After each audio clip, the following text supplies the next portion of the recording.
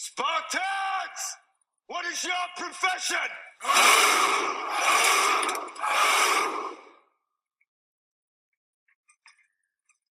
See, old friend, I brought more soldiers than you did.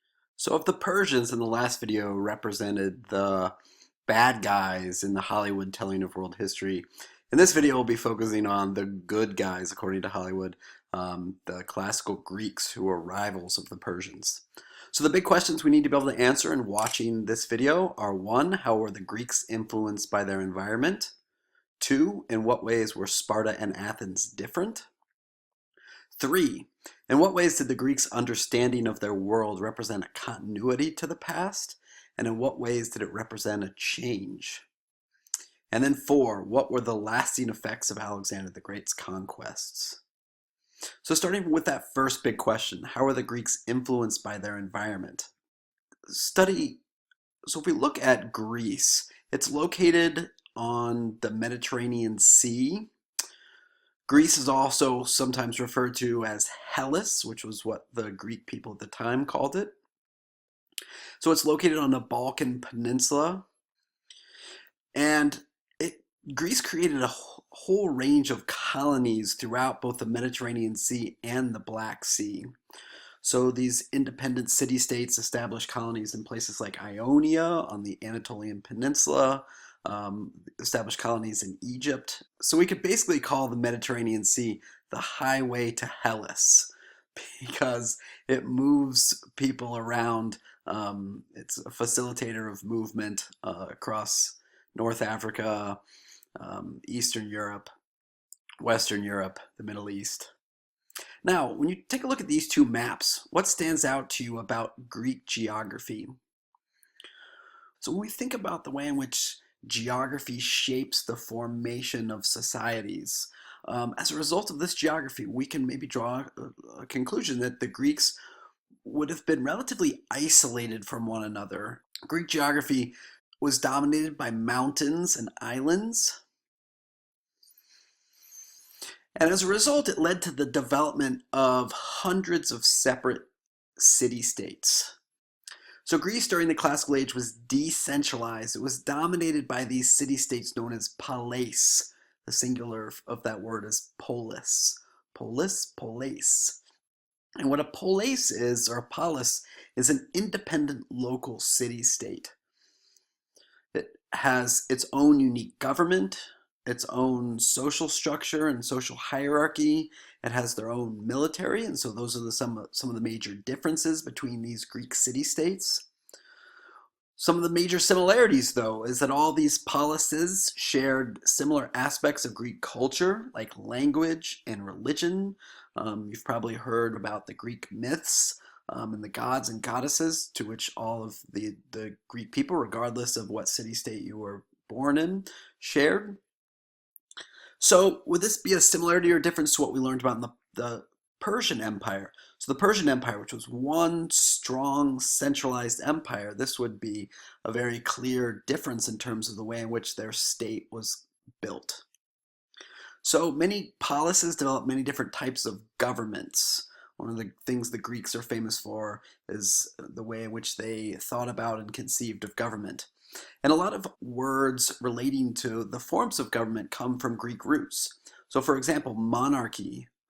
Mono is the Greek root for one. Archy means rule by. So a monarchy is ruled by one person, one king or ruler. Oligarchy. Olig means a few. Archy means rule. So an oligarchy means rule by a few people, maybe a council, maybe an assembly who makes decisions on behalf of the society. And an aristocracy.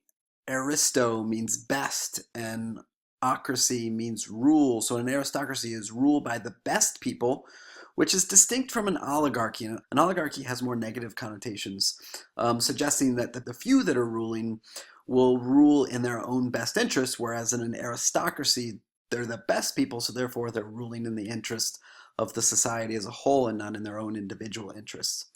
And then finally, a democracy, demos, people, ocracy, rule. So in a democracy, We have rule by the people, where the people have the ability to vote and voice their opinion on policy.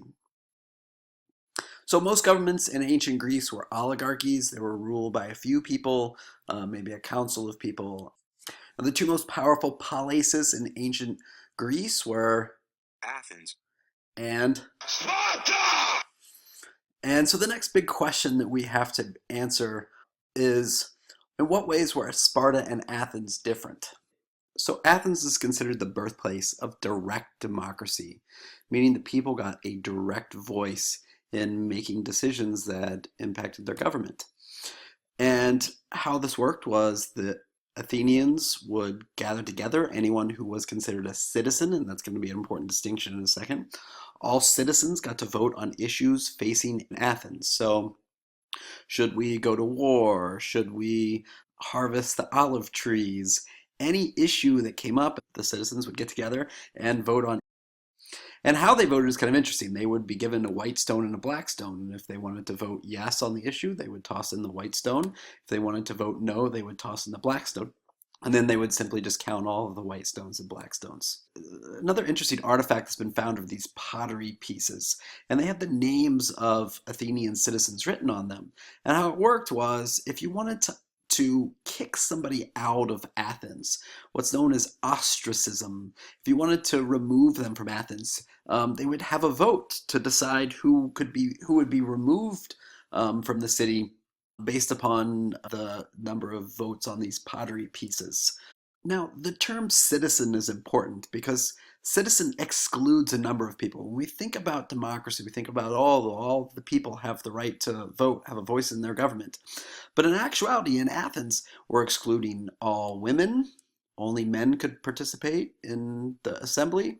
We're excluding any foreigners. Anyone not born in Athens was excluded.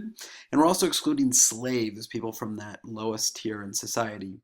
Although democracy represents a drastic departure from any form of government that we've seen before, which was divine power given by God to usually one single ruler, now we're talking about something that's uniquely different.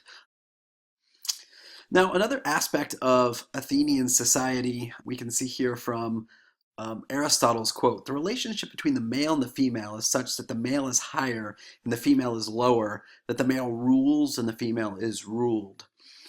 Uh-oh, what is that I smell? Sexism. So Athens was a highly patriarchal society. Now we can contrast this with Sparta. Sparta, instead of valuing public participation in government, instead valued participation in their military. So they were a highly militaristic society. Now, in contrast to Athens, women had a greater role. They were trained in physical education. Now, interestingly enough, one of the reasons that they were allowed to kind of exercise and get outside the house some was because they wanted the women to be as physically fit as possible for childbirth. So, still talking about some patriarchal rationale behind the greater freedoms or rights that were given to women in Sparta. Now, at birth, Spartan babies were given over to a council of elders for examination, and if they were viewed as too weak, the parents were required to take them up to the mountains and to leave them there to die. And so it was, again, a very intensely militaristic society.